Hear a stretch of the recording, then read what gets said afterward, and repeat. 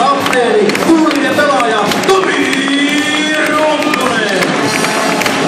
Numero 11, Kokkolan poika, Tehtaan pelaaja Antti Leppälä.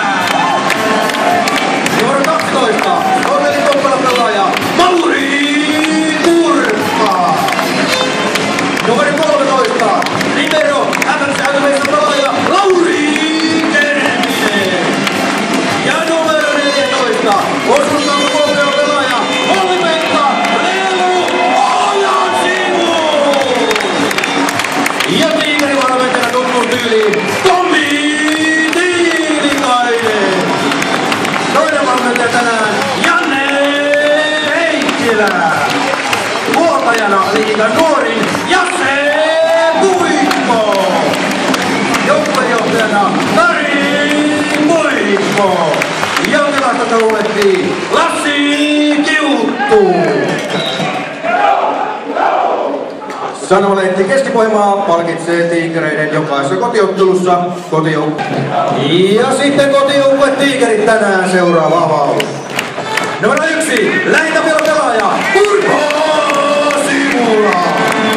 Numero 5, Petron pelaaja Ricardo Loa.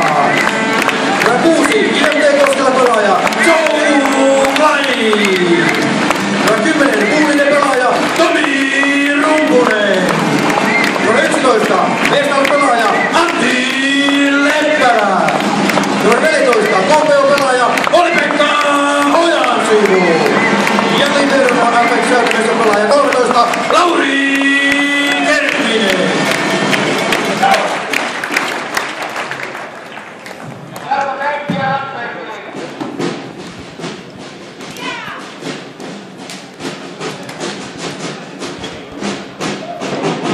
Tiikereiden kotiotteluiden jälkipelit tämänkin ottelun jälkeen Kauppatorin laidalla ollut vuoden Huismannissa osoitteessa Torikatu 27.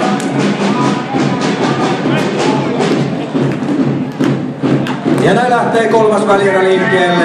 Valema syöttää numero 1 Anssi Vesanen.